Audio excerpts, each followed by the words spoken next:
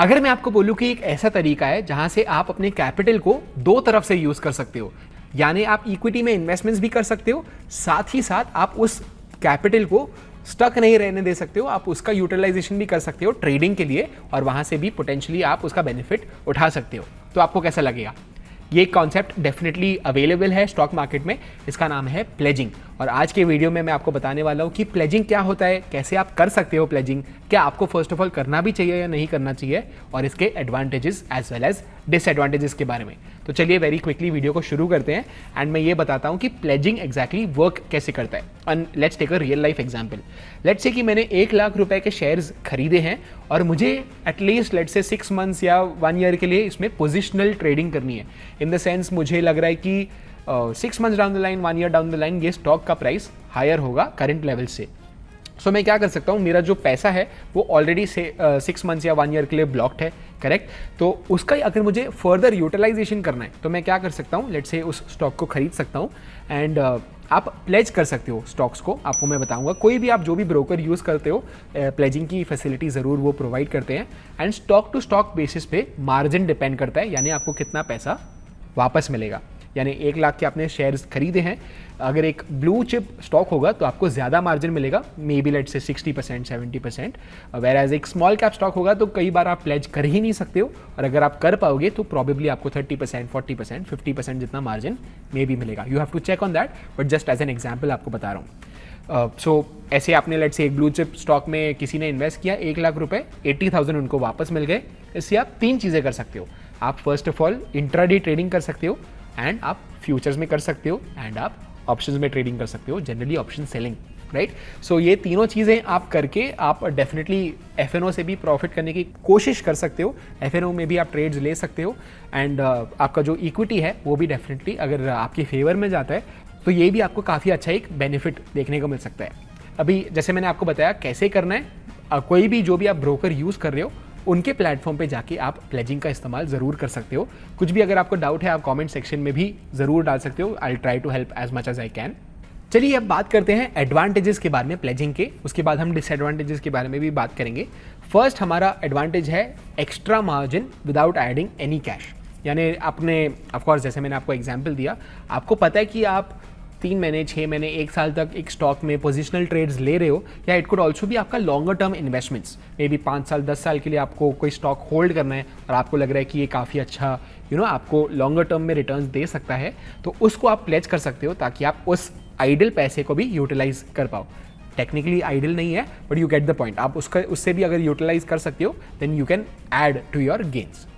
Number 2 है आपका जो ओनरशिप है वो भी कहीं पे नहीं जाता है। यानी अगर आपको लग रहा है कि आप शेयर्स को अगर गिरवी रख रहे हो, यानी प्लेज कर रहे हो अपने ब्रोकर के साथ, तो ऐसे नहीं है कि आपका नेम ट्रांसफर हो जा रहा है या शेयर्स आप सेल कर रहे हो। आप सिर्फ ब्रोकर को एज अ कोलैटरल दे रहे हो इस शेयर को, ताकि इन द केस अगर आप लेट्स से लॉसेस करते हो यूजिंग दिस मार्जिन, तो एटलीस्ट वो ब्रोकर जो है वो आपके बिहाफ पे स्टॉक्स सेल करके वो पैसा रिकवर कर सकता है।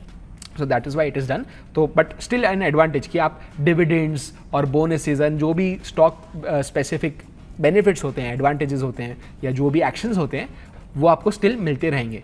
व्हाट दैट मीन्स इज, अगर आपने स्टॉक में इन्वेस्ट किया है और उसने डिविडेंड अनाउंस किया है तो आपको डिविडेंड भी मिलेगा अगर आपका स्टॉक प्लेज्ड है तब भी। That is also a good advantage, right. Next is helpful for option selling. जैसे मैंने आपको बताया ऑप्शन सेलिंग में आप कर सकते हो। ऑप्शन बाइंग काफ़ी सारे ब्रोकर्स अलाउ नहीं करते हैं ऑन प्लेज्ड मार्जिन, तो आप अपने ब्रोकर के साथ चेक कर सकते हो। बट ऑप्शन सेलिंग हो गया, फ्यूचर्स में ट्रेडिंग हो गया, या इंट्राडे में इक्विटी आप प्रॉबेबली ट्रेड कर सकते हो आपके प्लेज्ड मार्जिन से। तो अगेन आपका ड्यूल यूटिलाइजेशन हो जाता है, राइट। सो लेट्स से कि मार्केट अगर ऊपर जाता है, आपका स्टॉक ऊपर जाता है इन द लॉन्ग टर्म, तो आपको वहाँ से रिटर्न्स तो मिल ही रहे हैं। एंड अज्यूमिंग आप एक प्रॉफिटेबल ट्रेडर हो तो आपके पास एक रिटर्न्स का एनहांसमेंट हो सकता है, बिकॉज आप कैपिटल को एकदम पूरा का पूरा जूस निकाल रहे हो उस कैपिटल से, राइट। यानी आप इन्वेस्टमेंट्स भी कर रहे हो जो ग्रो हो रहे हैं होपफुली, एंड आपका ट्रेडिंग से भी आप बेनिफिट कर रहे हो, which is also a great thing for you. Next of course is better capital efficiency. आप कैपिटल का यूटिलाइजेशन पूरी तरीके से कर रहे हो। सो ये थे हमारे advantages. Let's go to the disadvantages now.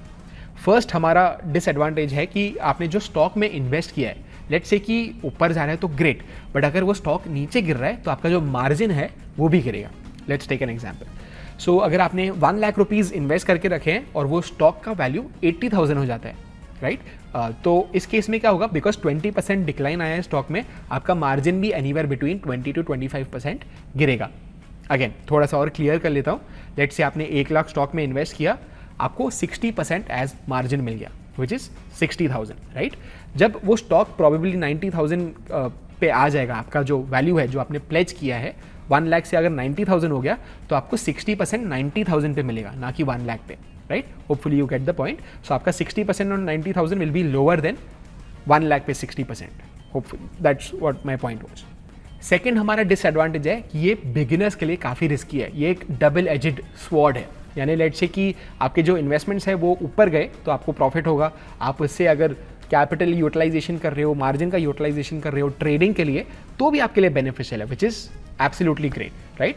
But let's say ऐसे हो रहा है कि इन्वेस्टमेंट्स आपके गिर रहे हैं प्लस आपको लॉसेज हो रहे हैं ट्रेडिंग में, तो आपका ड्यूअल साइड यानी दोनों साइड से आपके लॉसेज हो रहे हैं, तो आपका इन्वेस्टमेंट का भी वैल्यू गिर रहा है प्लस आपका मार्जिन जो आपने लिया है ट्रेडिंग के लिए वो भी आपसे अगर लॉस हो रहा है तो आपका काफ़ी जल्दी लॉसेज कंपाउंड हो सकते हैं, which is a second disadvantage for pledging. Third is because of all of this आपका काफ़ी ओवर लेवरेज्ड हो जाते हो आप, यानी आप जो यूटिलाइजेशन पूरा जूस तो निकाल रहे हो कैपिटल से, बट अगर वो जूस सही से नहीं निकला और आपने लॉस कर दिया उससे उस कैपिटल से, तो डेफिनेटली आपको प्रॉब्लम्स हो सकती है, बिकॉज दोनों तरफ से आप अगर लॉस करोगे, which is not the best idea, right. So क्या आपको करना चाहिए प्लेजिंग या नहीं, इसके बारे में डिस्कस करते हैं अभी। फर्स्ट ऑफ ऑल, अगर आप एक बिगिनर हो और आपको प्लेजिंग फिर भी ट्राई करना ही है, तो may be 10% of your capital से आप शुरू कर सकते हो। यानी अगर आपके पास 1 लाख का कैपिटल है, 10,000 रुपये को इन्वेस्ट करो, जो भी आपको स्टॉक में लॉन्गर टर्म प्रोस्पेक्ट्स अच्छे लग रहे हैं। उसके बाद आप 10,000 को प्लेज करके फिर आप स्टार्ट विथ इट, कैसे आपको लग रहा है कि आपके कॉल्स सही जा रहे हैं नहीं जा रहे हैं etcetera, and then you can scale as you गो।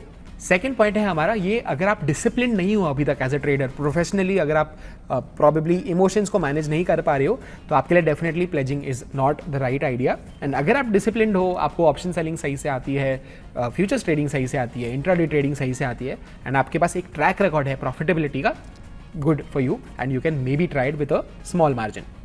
सो ये था वीडियो प्लेजिंग के लिए गाइज, होपफुली आपको अच्छा लगा और मैं आपको मिलता हूँ अगले वीडियो में। Bye bye. Investments in securities market are subject to market risks. Read all the related documents carefully before investing.